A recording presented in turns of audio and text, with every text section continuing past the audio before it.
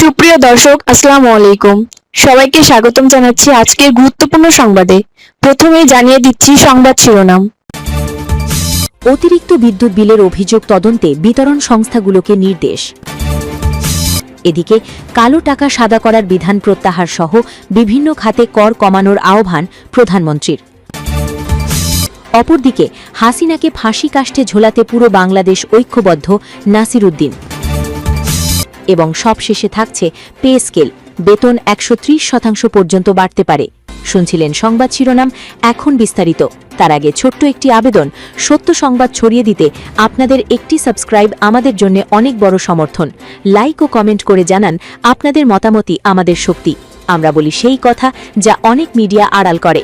এখন চলুন বিস্তারিত দেখা যাক।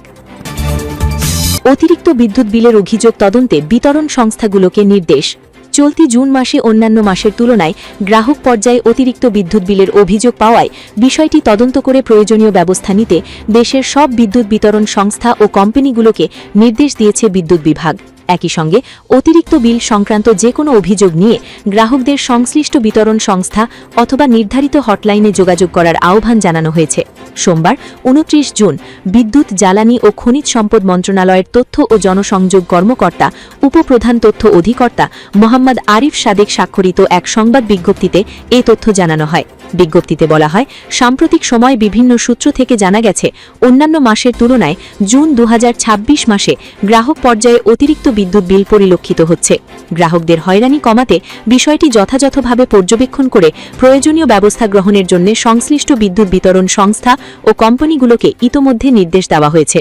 এই অবস্থায় অতিরিক্ত বিল সংক্রান্ত কোনো অভিযোগ থাকলে গ্রাহকদের সংশ্লিষ্ট বিদ্যুৎ বিতরণ সংস্থা কোম্পানির সঙ্গে সরাসরি যোগাযোগ করার পাশাপাশি বিদ্যুৎ বিভাগের নির্ধারিত হটলাইনগুলোতে অভিযোগ জানানোর অনুরোধ জানিয়েছে বিদ্যুৎ বিভাগ। বিদ্যুৎ বিভাগের কেন্দ্রীয় সেবার হটলাইন নম্বর 16999।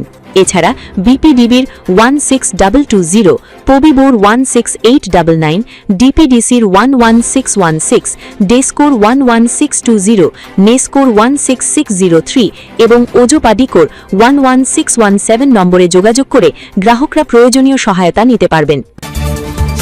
এদিকে কালো টাকা সাদা করার বিধান প্রত্যাহার সহ বিভিন্ন খাতে কর কমানোর আহ্বান প্রধানমন্ত্রীর।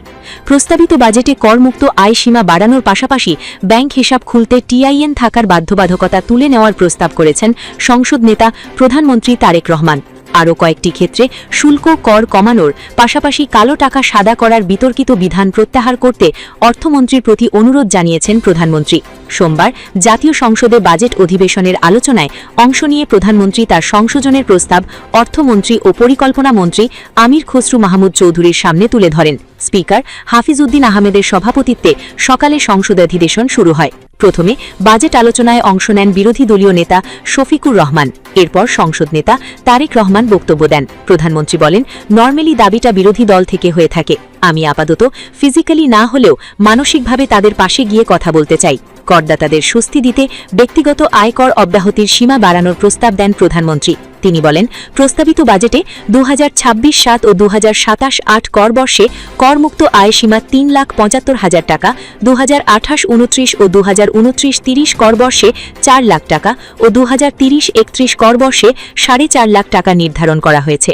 এই সীমা যথাক্রমে ৪ লাখ, ৪.৫ লাখ ও ৫ লাখ টাকা করার প্রস্তাব রাখেন সংসদ নেতা। স্বপ্রণোদিত বিনিয়োগ প্রদর্শন সংক্রান্ত বিধান নিয়ে জনমনে প্রশ্ন ও উদ্বেগ তৈরি হওয়ার কথা তুলে ধরে প্রধানমন্ত্রী বলেন, জমি প্রকৃত মূল্যে নিবন্ধন না হওয়ার কারণে করদাতাদের হয়রানি কমাতে ওই বিধান আনা হয়েছিল। তবে অনেকেই বিষয়টিকে কালো টাকা সাদা করার সুযোগ হিসেবে দেখায় প্রস্তাবিত ওই বিধান প্রত্যাহার করতে অর্থমন্ত্রীর অনুরোধ জানান সংসদ নেতা। ব্যাংক হিসাব খোলা, বন্টননামা দলিল নিবন্ধন ও সম্পত্তি নাম জারির ক্ষেত্রে টিআইএন সার্টিফিকেট বাধ্যতামূলক করার প্রস্তাব নিয়ে জনমনে বিভ্রান্তি সৃষ্টি হচ্ছে বলে মনে করেন প্রধানমন্ত্রী। সে কারণে তিনি ওই প্রস্তাব প্রত্যাহারের সুপারিশ করেন। বেসরকারি বিশ্ববিদ্যালয়ের ওপর বিদ্যমান ১০% কর কমিয়ে ৫% করার প্রস্তাব দেন প্রধানমন্ত্রী। তবে শর্ত দিতে হবে যে কর সুবিধার বিনিময়ে বিশ্ববিদ্যালয়গুলোকে গবেষণায় বিনিয়োগ বাড়াতে হবে, ভাষা শিক্ষা ও ল্যাঙ্গুয়েজ ল্যাব করতে হবে এবং দরিদ্র ও মেধাবী ছাত্রছাত্রীদের জন্য বিনা বেতনে পড়াশোনার সুযোগ বাড়াতে হবে। এই সময় সংসদে সরকার ও বিরোধী দলের সদস্য টেবিল চাপড়ে প্রধানমন্ত্রীর প্রস্তাবকে অভিনন্দন জানায়। পার্বত্য ও সমতলের ক্ষুদ্র নৃগোষ্ঠীর জন্য কর সুবিধা আরও সম্প্রসারণের প্রস্তাব দেন তারেক রহমান। তরুণ প্রজন্ম ও ফ্রিল্যান্সারদের জন্য বাজেটে প্রথমবারের মতো রাখা 500 কোটি টাকার স্টার্টআপ ফান্ডিংয়ের প্রশংসা করে প্রধানমন্ত্রী বলেন, এর মাধ্যমে দেশে এক বিশাল কর্মসংস্থানের ক্ষেত্র তৈরি হবে। পাশাপাশি ওটিটি প্ল্যাটফর্ম, সোশ্যাল মিডিয়া ও সার্চ ইঞ্জিনে আরোপিত 15% ভ্যাট কমিয়ে 5% করার প্রস্তাব করেন, যাতে ব্যবসায়ীরা হুন্ডির মতো অনৈষ্ঠানিক মাধ্যম পরিহার করে বৈধ চ্যানেলে অর্থ পরিশোধে উৎসাহিত হন এবং সরকার রাজস্ব পায়। দেশীয় শিল্পের বিকাশ ও আমদানি শুল্ক হ্রাসের বিষয়ে প্রধানমন্ত্রী একগুচ্ছ সুনির্দিষ্ট প্রস্তাব তুলে ধরেন। দেশের চিংড়ি চাষের প্রসার ও রপ্তানি বৃদ্ধির লক্ষ্যে অ্যাকুইফিড, ফিড অ্যাডিটিভস, প্রোবায়োটিক্স, ভিটামিন ও মিনারেল আমদানিতে সমুদয় আমদানি শুল্ক, রেয়াতি শুল্ক, সমপূরক শুল্ক ও ভ্যাট প্রত্যাহারের অনুরোধ জানান। এছাড়া স্থানীয় শিল্পের কাঁচামাল আমদানিতে রেয়াতি সুবিধা প্রদান, ওষুধ ও স্থানীয় শিল্পে ব্যবহৃত মধু আমদানির 10% সম্পূরক শুল্ক প্রত্যাহার এবং পিভিসি ও পেট হেজিন আমদানির প্রস্তাবিত 10% আমদানি শুল্ক কমিয়ে 5% করার কথা বলেন প্রধানমন্ত্রী। ফায়ার ডোর উৎপাদনকারী প্রতিষ্ঠানের কোল্ড রোল্ড শিট আমদানির 10% রেগুলেটরি শুল্ক ও ফ্ল্যাট রোল্ড প্রোডাক্ট আমদানির 10% আগাম কর সম্পূর্ণ প্রত্যাহারের অনুরোধ জানান অর্থমন্ত্রীকে। বৈদ্যুতিক তার উৎপাদনকারী প্রতিষ্ঠানের রিফাইন্ড কপার আমদানির 10% রেগুলেটরি শুল্ক প্রত্যাহার এবং ক্যাশিউ নাট প্রসেসিং শিল্পের কাঁচামাল, অপ্রক্রিয়াজাত বাদাম আমদানির কাস্টমস শুল্ক 15% থেকে কমিয়ে 5% করার কথা বলেন প্রধানমন্ত্রী। লোকায়তভাবে এলইডি ল্যাম্প এবং প্রি ফ্যাব্রিকেটেড বিল্ডিং উৎপাদনকারী প্রতিষ্ঠানের কাঁচামাল আমদানির রেয়াতি সুবিধা 30 জুন 2030 পর্যন্ত বর্ধিত করার আহ্বান জানান প্রধানমন্ত্রী। ব্যবসায়ী বান্ধব ভ্যাট ব্যবস্থা প্রণয়নের লক্ষ্যে স্বর্ণ, ডায়মন্ড ও রৌপ্য অলংকারের ভ্যাটের হার পুনর্নির্ধারণ, বিটিআরসি রেভিনিউ শেয়ারিংয়ের 15% ভ্যাট ও মাছ সরবরাহের যোগানদার পর্যায়ের 10% ভ্যাট সম্পূর্ণ অব্যাহতি দেওয়ার প্রস্তাব করেন প্রধানমন্ত্রী। রাজনীতি ও নির্বাচনী প্রচারণায় বহুল ব্যবহৃত ডাবল ক্যাবিন পিকআপ ও মাইক্রোবাস স্থানীয়ভাবে উৎপাদনের ক্ষেত্রে ভ্যাট 15% থেকে কমিয়ে 5% করার কথা বলেন প্রধানমন্ত্রী। রাষ্ট্র পরিচালনায় সুশাসন, ন্যায় বিচার ও জবাবদিহিতার উপর গুরুত্বারোপ করে প্রধানমন্ত্রী বলেন, কোন রাষ্ট্রের প্রকৃত শক্তি সম্পদে নয়, বরং জনগণের আস্থায় নিহিত। বিচার বিভাগের স্বাধীনতা ও এর সার্বিক উন্নয়নে সুপ্রিম কোর্টকে আরও 100 কোটি টাকা এবং আইন মন্ত্রণালয়কে আরও 500 কোটি টাকা অতিরিক্ত বরাদ্দ দেওয়ার জন্য তিনি অনুরোধ জানান। একই সঙ্গে দক্ষ, সৎ ও রাজনৈতিক হস্তক্ষেপ মুক্ত জনপ্রশাসন গড়ে তোলার অঙ্গীকার করেন প্রধানমন্ত্রী। বক্তব্যের শেষ পর্যায়ে বিরোধী দলীয় নেতার একটি জনবান্ধব প্রস্তাবের প্রেক্ষিতে পরিবেশ বান্ধব ও গরিবের বাহন হিসেবে পরিচিত সাইকেলের ওপর থেকে সমস্ত প্রকার শুল্ক প্রত্যাহারের বিষয়টি পরীক্ষা নিরীক্ষা করে সর্বোচ্চ বিবেচনার জন্য অর্থমন্ত্রীকে তাৎক্ষণিক নির্দেশ দেন সংসদ নেতা ও প্রধানমন্ত্রী তারেক রহমান। জুলাই সনদকে সামনে রেখে সংবিধান সংশোধন সহ দেশের ভবিষ্যৎ পথরেখায় দেশের সব পক্ষকে ঐক্যবদ্ধভাবে কাজ করার আহ্বান জানিয়ে একটি ন্যায়ভিত্তিক, অন্তর্ভুক্তিমূলক এবং নিরাপদ বাংলাদেশ গড়ে তোলার দৃঢ় প্রত্যয় নিয়ে বক্তব্য শেষ করেন। অপরদিকে হাসিনাকে ফাঁসি কাষ্ঠে ঝোলাতে পুরো বাংলাদেশ ঐক্যবদ্ধ। জাতীয় নাগরিক পার্টির মুখ্য সমন্বয়ক নাসিরউদ্দিন পাটোয়ারি বলেছেন, ভবিষ্যতে যদি বাংলাদেশে ফাঁসিবাদী কোনো সিস্টেম আসতে চায়, তাহলে তার বিরুদ্ধে আমরা আবারও রাজপথে নামব। খুনে শেখ হাসিনাকে ফাঁসি দেওয়া হয়েছে, আমরা পুরো বাংলাদেশ ঐক্যবদ্ধ শেখ হাসিনাকে ভারত থেকে ফিরিয়ে এনে তাকে ফাঁসির কাষ্ঠে ঝোলাব। আওয়ামী লীগের বিষয়ে কোনো নয়-ছয় নেই। যারাই আওয়ামী লীগকে আশ্রয় প্রশ্রয় দেবে, তাদের বিরুদ্ধে আমাদের শক্তিশালী লড়াই হবে। রবিবার দুপুরে মৌলভীবাজার জেলার বড়লেখায় যাওয়ার পথে জুড়ি উপজেলার বিজিবি ক্যাম্প চত্বরে অনুষ্ঠিত এক পথসভায় এসব বলেন নাসিরউদ্দিন পাটোয়ারি। এ সময় নাসিরউদ্দিন পাটোয়ারি আরও বলেন, খুনি রাষ্ট্র ভারতের বিএসএফ বাহিনী বাংলাদেশে পুশ ইনের মতো ন্যাক্কারজনক ঘটনা ঘটাচ্ছে। মৌলভীবাজার জেলার বিভিন্ন উপজেলার সীমান্ত দিয়ে বিএসএফ ভারতের নাগরিকদের বাংলাদেশি নাগরিক আখ্যা দিয়ে বাংলাদেশে তেলে পাঠাচ্ছে। আপনারা বিজিবির সঙ্গে সীমান্ত পাহারা দেবেন, যাতে ভারত কোনোভাবেই তাদের নাগরিকদের বাংলাদেশে প্রবেশ করাতে না পারে।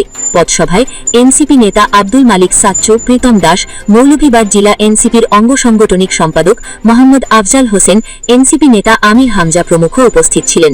এদিকে আসরের নামাজের পর বড়লেখা উপজেলা সদরের হাজীগঞ্জ বড় মসজিদে মুসল্লিদের সঙ্গে কুশল বিনিময় করেন এনসিপির মুখ্য সমন্বয়ক নাসিরউদ্দিন পাটোয়ারি। পরে উপজেলা এনসিপি নেতাদের সঙ্গে মতবিনিময় করেন। এবং সবশেষে থাকছে পে স্কেল, বেতন 130% পর্যন্ত বাড়তে পারে। প্রায় এক যুগ পর সরকারি চাকরিজীবীদের জন্য নতুন বেতন কাঠামো চালুর উদ্যোগ চূড়ান্ত পর্যায়ে পৌঁছেছে।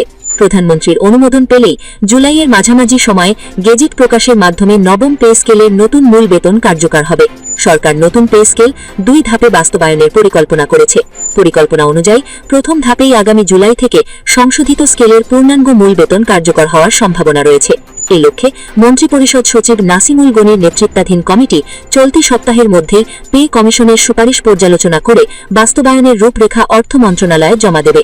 বেসামরিক প্রশাসন, বিচার বিভাগ এবং সশস্ত্র বাহিনীর জন্য গঠিত পৃথক 3টি পে কমিশনের প্রতিবেদন বিশ্লেষণ করে কমিটি তাদের চূড়ান্ত সুপারিশ প্রস্তুত করেছে। অর্থ মন্ত্রণালয়ের সংশ্লিষ্ট সূত্র জানিয়েছে, প্রতিবেদনটি এখন সরকারের উচ্চ পর্যায়ের অনুমোদনের অপেক্ষায় রয়েছে। প্রধানমন্ত্রীর সম্মতি পাওয়ার পর অর্থ মন্ত্রণালয় জুলাইয়ের মাঝামাঝি সময়ে এ সংক্রান্ত প্রজ্ঞাপন বা গেজেট জারি করতে পারে। এরপরই নবম পে স্কেল বাস্তবায়নের আনুষ্ঠানিক কার্যক্রম শুরু হবে। নতুন বেতন কাঠামো বাস্তবায়নে সরকার প্রথমে 3 বছর ও 2 বছর মেয়াদী এমন দুটি বিকল্প পরিকল্পনা নিয়ে কাজ করেছিল। বর্তমানে কোন পদ্ধতিতে এটি কার্যকর হবে সে বিষয়ে চূড়ান্ত সিদ্ধান্তের অপেক্ষা চলছে। 3 বছরের পরিকল্পনা অনুযায়ী আগামী 2 অর্থ বছরে ধাপে ধাপে মূল বেতন 50% কার্যকর হতো এবং তৃতীয় বছরে ভাতাগুলো কার্যকর হতো। তবে অর্থ বিভাগ জানায়, 2 ধাপে মূল বেতন বাস্তবায়ন করলে সরকারের ইন্টিগ্রেটেড বাজেট অ্যান্ড অ্যাকাউন্টিং সিস্টেমে কারিগরি জটিলতা তৈরি হতে পারে। এ কারণে তারা একবারেই মূল বেতন পুরোটা কার্যকর করার সুপারিশ করে। তবে সামগ্রিকভাবে 2 ধাপে পে স্কেল বাস্তবায়নের দিকে এগোচ্ছে কমিটি। নাম প্রকাশ না করার শর্তে অর্থ মন্ত্রণালয়ের এক কর্মকর্তা বলেন, চূড়ান্ত সিদ্ধান্ত প্রধানমন্ত্রীর অনুমোদনের ওপর নির্ভর করছে। আমরা আশা করছি জুলাইয়ের মাঝামাঝি বা তার পরের সপ্তাহে গেজেট প্রকাশ করা হবে। বর্তমান 20টি গ্রেডের মধ্যে 1 থেকে 10 নম্বর গ্রেডে 100% বা তার কিছুটা কম এবং 11 থেকে 20 নম্বর গ্রেডে গড়ে 130% বেতন বৃদ্ধির সুপারিশ করতে পারি কমিটি। 2026-27 বর্ষের প্রস্তাবিত বাজেটে সরকারি কর্মচারীদের নতুন বেতন কাঠামোর আংশিক বাস্তবায়নের জন্য 44,000 কোটি টাকা বরাদ্দ রাখা হয়েছে। অর্থমন্ত্রী আমির খসরু মাহমুদ চৌধুরী বাজেট বক্তব্যে 1 জুলাই থেকে নতুন পে স্কেল কার্যকর হওয়ার ঘোষণা দেন। তবে এটি কিভাবে বাস্তবায়ন করা হবে সেই বিষয়ে বিস্তারিত জানাননি। অর্থমন্ত্রী বলেন, আমরা 1 জুলাই 2026 থেকে ধাপে ধাপে সরকারি কর্মচারীদের জন্য নতুন বেতন কাঠামো বাস্তবায়নের ঘোষণা দিচ্ছি। গত 11 বছর ধরে সরকারি কর্মচারীরা একই কাঠামোর আওতায় বেতন ভাতা পাচ্ছেন, অথচ মূল্যস্ফীতির কারণে জীবনযাত্রার ব্যয় উল্লেখযোগ্যভাবে বেড়েছে। পে স্কেল সংশোধনের আগের উদাহরণগুলোর মতো এবার বাজেট নথিতে বেতন ভাতা খাতে আলাদা করে কোনো বৃদ্ধি দেখানো হয়নি।